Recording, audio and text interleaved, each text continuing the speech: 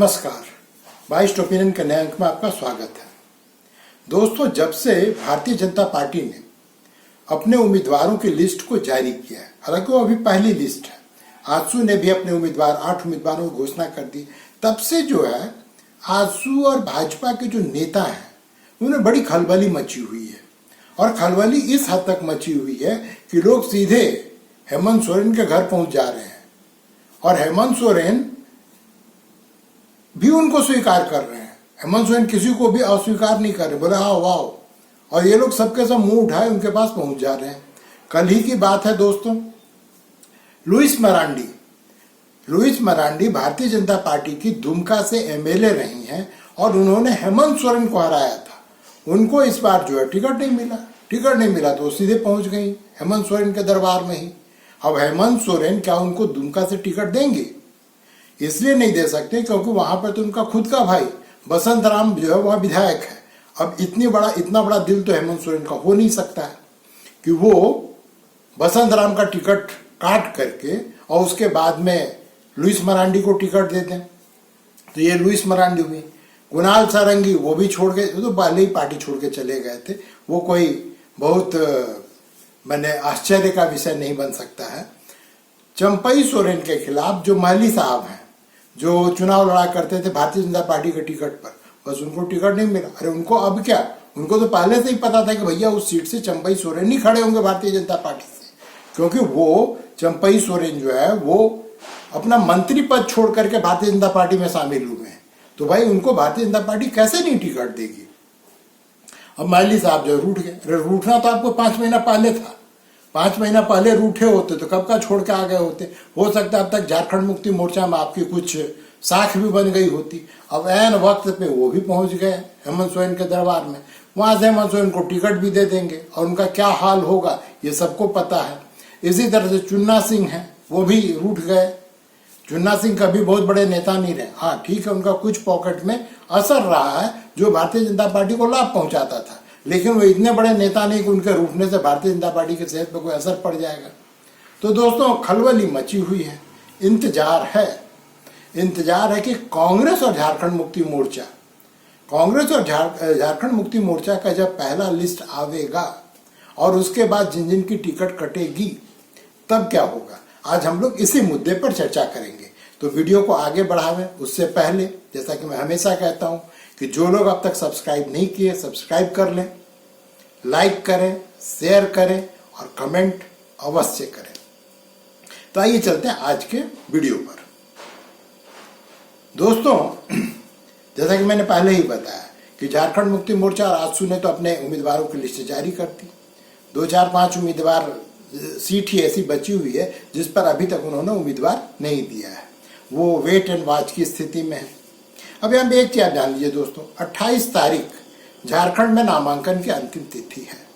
आप कितना भी टालिए, झारखंड मुक्ति मोर्चा कितना भी टाले, जो कांग्रेस हो कितना भी टाले, अंततः उनको नामों की घोषणा तो करनी ही पड़ेगी। अब हर कोई मिथिलेश ठाकुर इतना प्रभावशाली तो है नहीं, उनका नाम अभी तक झारखंड मुक्ति मोर्चा ने किसी का भी नाम, किसी भी उम्मीदवार का नाम जो है घोषित नहीं किया, लेकिन उन्होंने जाकर अपना नामांकन कर लिया। अब इतने प्रभावशाली तो और कोई नेता है नहीं, सबको वेट करना पड़ेगा। और ये मान करके चलिए दोस्तों कि जिस दिन कांग्रेस और झारखंड मुक्ति मोर्चा ने अपने उम्मीदवारों की लिस्ट जारी की, वहां से भी बहुत सारे नेता, चूंकि भारतीय जनता पार्टी तो उम्मीदवारों की लिस्ट जारी कर चुकी है तो वहां तो जा नहीं सकते हैं, आजसू में भी जा नहीं सकते हैं। तो अब इनके पास में बचता क्या है? जो मुंह फुलावेंगे कांग्रेस से और झारखंड मुक्ति मोर्चा से, जो रूठ जाएंगे इन पार्टियों से टिकट न मिलने के कारण, वो जाएंगे कहां? तो बन का गिद्दर जाएगा किधर? या तो निर्दलीय खड़े हो जाएंगे, क्योंकि ये नशा है दोस्तों। चुनाव लड़ना जो है अफीम से भी ज्यादा खतरनाक नशा है। जो एक बार चुनाव लड़ लिया और गलती से अगर जीत गया तो उसको लगता है कि बस उसके क्षेत्र की जनता जो उसकी मुरीद है। हालांकि ये हो सकता है कि वो 5 साल तक वहां पे कुछ भी ना किया हो, लेकिन फिर भी उसमें कॉन्फिडेंस होता है। राजनेताओं का कॉन्फिडेंस जो है वो अलग लेवल का होता है। वो इतना अलग लेवल का होता है कि वो ये मान के चलता है कि ये क्षेत्र जो है मेरा है, मेरा ही अब जमींदारी यहाँ पे चलेगी। हम किसी भी टिकट से किसी भी पार्टी के टिकट से खड़े हो जाए हम जीत ही जाएंगे, और पार्टी अगर ना दे टिकट तो हम निर्दलीय भी चुनाव जीत जाएंगे। अब इस ओवर कॉन्फिडेंस में जिनको कांग्रेस टिकट नहीं देगी, जैसा कि अभी तक पता चला है कि कांग्रेस कम से कम 3 एमएलए का टिकट काटने जा रही है। इसी प्रकार से झारखंड मुक्ति मोर्चा में भी टिकट कटेगी। क्यों कटेगी ये भी मैं पहले आपको बता दूं। देखिए, पिछली बार 43 सीट पर झारखंड मुक्ति मोर्चा चुनाव लड़ी थी। अब इस बार जो पेंच फंसा है टिकट बंटवारे का, उसमें उनके हाथ में 40 या 41 सीट से ज्यादा नहीं आने वाली है। तो स्वाभाविक है 2 या 3 तो ऐसे ही खत्म हो गया। जो जहां पर चुनाव लड़े थे पिछली बार वहां पे उनको टिकट मिलेगी नहीं, तो जब टिकट नहीं मिलेगी तो 3 तो पहले ही पैदल हो चुके हैं। उसके बाद ऐसा तो होगा नहीं कि जिन 40 को पिछली बार झारखंड मुक्ति मोर्चा ने चुनाव लड़ाया था उसी को इस बार भी टिकट देगी। ऐसा कहीं लिखा हुआ नहीं है, किसी संविधान में नहीं लिखा हुआ है। वो तो उनको टिकट देगी जो चुनाव जीतने की क्षमता रखते हैं। अब जो चुनाव जीतने की क्षमता रखते हैं उनको अगर टिकट देगी तो स्वाभाविक है जिनका टिकट कटेगा वो मुंह फुलाएंगे। और यही स्थिति कांग्रेस की। कांग्रेस पिछली बार 30 सीटों पे चुनाव लड़ी थी, इस बार उसको 28-29 से ज्यादा सीट मिलने वाली नहीं है। अगर यहाँ पे किसी के सेहत पे कोई फर्क नहीं पड़ने वाला है, अभी तक के सूत्रों के हवाले जो खबर आ रही तो है आरजेडी 7 सीट पे पिछली बार चुनाव लड़ी थी, इस बार 7 पर तो चुनाव लड़ेगी ही, हो सकता है वो 8 पे भी चुनाव लड़े। अब जो माले और मासस अब तो एक ही पार्टी हो गया, सीपीआई है। अब ये लोग जाने अपना जिनको जो करना है। अब इसके कारण सिर्फ लोग छोड़ के ही नहीं जा रहे हैं, क्योंकि भाजपा ने पहले अपना लिस्ट जारी किया, आजसू ने पहले अपना लिस्ट जारी किया, तो अब तक दिखाई ये दे रहा है कि उनके यहाँ से रूट करके लोग कोप भवन, झारखंड मुक्ति मोर्चा आजकल कोप भवन बन गया, जिनको यहाँ से दुख हो वहां पहुंच जाता है। लेकिन ये तो हुई बड़ी पार्टियों की बात। जो अभी जो पैदा हुआ है पार्टी, जयराम महतो की पार्टी, अब उसमें वहां भी फूट पड़ना चालू हो गया। जो शंकर महतो है सिंदरी के, इनके पार्टी के, जयराम महतो की पार्टी के बड़े नेता है, अब उनको इन्होंने टिकट दिया नहीं। क्यों नहीं टिकट दिया पता नहीं, हालांकि वो केंद्रीय समिति में थे, उसके बावजूद उसको टिकट नहीं दिया। टिकट वहां से दे दिया उषा देवी को। अब उषा देवी को टिकट देने का जो साइड इफेक्ट हुआ वो ये हुआ कि शंकर महतो कल पार्टी छोड़ दिए, और उनके साथ में कहा जा रहा है कि 700-800 कार्यकर्ता ही पार्टी छोड़ के चले गए। अब एक तो ऐसे ही मैंने अकाल की स्थिति है, वही सिर्फ 81 सीट है झारखंड में, आप 81 को ही उम्मीदवार बना सकते हैं, और उसमें उसको उम्मीदवार बनाएंगे जिसकी जीतने की क्षमता हो। लेकिन जैसा मैंने पहले कहा, हर नेता ओवर कॉन्फिडेंस में रहता है, हर नेता को ये लगता है कि अगर हमको टिकट मिलेगा तो हम जीत जाएंगे। अब जब टिकट नहीं मिलता, मन माफिक फैसला नहीं होता है, तो उसके बाद मुंह फुलाना, और राजनीति में मुंह फुलाने की कोई अंत नहीं।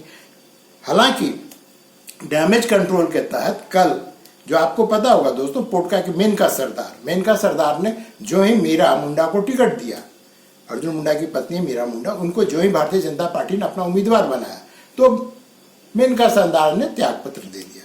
लेकिन तुरंत भारतीय जनता पार्टी के वरिष्ठ नेता उनके पास में पहुंचे, उनसे बात की, मान मनोबल की, उनको कुछ न कुछ आश्वासन दिया, उन्होंने अपना त्यागपत्र वापस ले लिया। तो ये भारतीय जनता पार्टी में ही संभव है, क्योंकि ये कैडर बेस्ड पार्टी है। इसी प्रकार से खबर आई कि रविंदर राय वो भी बड़े दुखी हैं, क्योंकि उनको टिकट नहीं दिया गया। उनके यहाँ सीधे शिवराज सिंह चौहान, हेमंत बिस्व शर्मा और पार्टी के बड़े नेता पहुंच गए, और उनके घर में बैठ के भोजन किया, चाय पानी की, सारा गुस्सा खत्म। तो ये डैमेज कंट्रोल का भी काम भारतीय जनता पार्टी में बड़े स्तर पे हो रहा है। लेकिन लुइस मरांडी को मैं ईमानदार नेता मानता हूँ। क्यों ईमानदार नेता मानता हूँ? उन्होंने ये नहीं कहा कि पार्टी ने हमको टिकट नहीं देने की पेशकश की, उन्होंने ये नहीं कहा कि मेरी विचारधारा बदल गई है, या विचारधाराओं पे, जिस पार्टी में अब तक मैं थी अर्थात भाजपा के विचारधारा पे उनको संदेह ना। उन्होंने सीधे कहा कि भैया हम समाज सेवा करने के लिए निकले हैं। कौन ऐसा नेता जो ये कहता है कि हम समाज सेवा करने के लिए नहीं निकले हैं? तो लुइस मरांडी ने कहा कि हम समाज सेवा करने के लिए निकले हैं, और वो भारतीय जनता पार्टी उनको पेशकश तो की थी, लेकिन पेशकश की थी बरहेट सीट से चुनाव लड़ने की। अब लुइस मरांडी कॉन्फिडेंट नहीं थी, हालांकि एक बार दुमका से वो हेमंत सोरेन को हरा चुकी हैं, लेकिन उनको पता था कि बरहेट से हेमंत सोरेन को हराना बहुत ही मुश्किल होगा। मुश्किल नहीं, आप कहिए कि नेक्स्ट टू इम्पॉसिबल, असंभव होगा। तो उनको लगा कि पार्टी तो हमको हराने के लिए टिकट दे रही है, तो वो धीरे से पहुंच गई हेमंत सोरेन के पास में, जिसके खिलाफ उनको भारतीय जनता पार्टी चुनाव लड़वाना चाहती थी। और वहां पहुंच करके, जैसा कि मैंने पहले कहा, ये दुमका के बारे में खुद अपने प्रेस वार्ता में कही, मैं वहां के गली गली को जानती हूँ, मैं वहां के सब कुछ को जानती हूँ। तो भैया दुमका से लुईस मरांडी आपको टिकट नहीं देने जा रहा है हेमंत सोरेन कभी भी अपने भाई के खिलाफ जाकर के आपको दुमका से टिकट नहीं देगा। तो वो आपको टिकट कहां से देगा? वो आपको टिकट देगा जामा से, क्योंकि सीता सोरेन वो सीट छोड़ करके भारतीय जनता पार्टी ने उनको जामताड़ा से लड़ाने का फैसला किया है। तो वो सीट आपको जो है हेमंत सोरेन दे देंगे और वहां से आप जीत जाएंगी, इसकी गारंटी तो हेमंत सोरेन भी आपको नहीं दे सकते। तो ऐसे समय में हमको पार्टी ने कहा कि आपको बरहेट से चुनाव लड़ना है। तो जो हम 24 साल से दुमका को समय दिए हैं, तो हम बरहेट में जाके हम कैसे चुनाव लड़ेंगे? हम वहाँ का कुछ नहीं जानते हैं। दुमका में हम एक एक चीज जानते हैं, दुमका के आसपास का एक एक चीज जानते हैं, लेकिन बरहेट से हम लोगों का आना जाना कभी रहा नहीं है। तो हमने इसीलिए कह दिया, भाई हम बरहेट से चुनाव नहीं लड़ेंगे, नहीं लड़ सकते हैं। उतना के बाद भी घोषणा हो गया उम्मीदवारों का, भारतीय जनता पार्टी का घोषणा हो गया और दुमका से किसी और का नाम आ गया।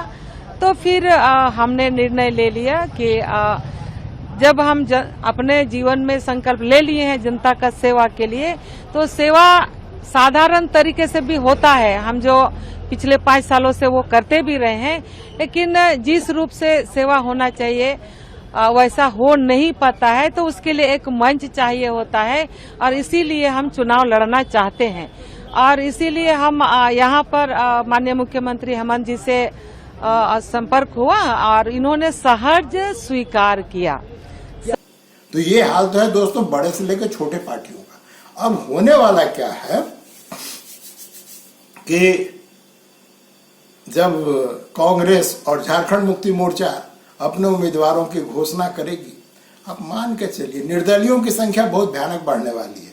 और कुछ लोग जिनको टिकट नहीं दिया जाएगा वो जयराम महतो के शरण में जाएंगे।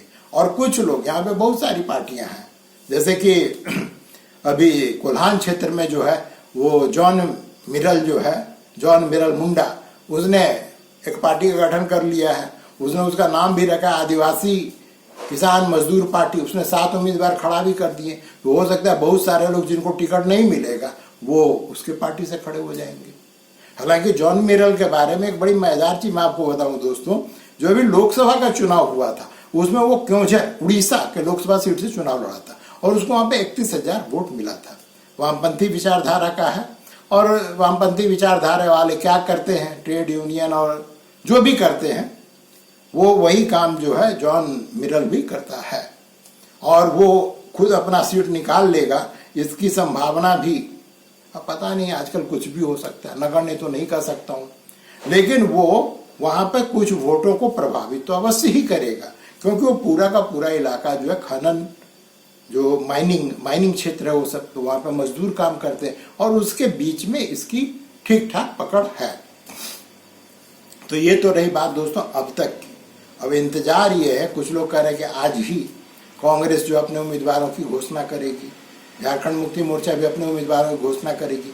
अब जब उम्मीदवारों की घोषणा होगी और वहां पे उसका क्या साइड इफेक्ट पड़ेगा वो तो आपको पहले ही, हमसे पहले ही आपको जो है समाचार पत्रों के माध्यम से या टीवी के माध्यम से पता चल जाएगा। लेकिन मैं आपको ये बताऊंगा कि वो उसको टिकट क्यों नहीं मिली, और अगर टिकट नहीं मिली तो वो अमुक पार्टी में ही या निर्दलीय चुनाव लड़ने को क्यों तैयार हो गया। तो दोस्तों जैसा कि मैंने पहले कहा, राजनीति अफीम से भी घटिया नशा है। एक बार आप पर ये नशा चढ़ जाए, उतरने का नाम नहीं। अगर आपको पार्टी टिकट ना दे तो आप उसी पार्टी के खिलाफ निर्दलीय या जो उसके खिलाफत में आप कर रही हो पार्टी, उससे चुनाव लड़ने में किसी को कोई गुरेज नहीं है, किसी को कोई गुरेज नहीं है। और जो लोग ये कहते हैं हम तो विचारधारा से बंधे हुए लोग हैं, वो तब तक होता है जब तक आप संगठन में होते हैं।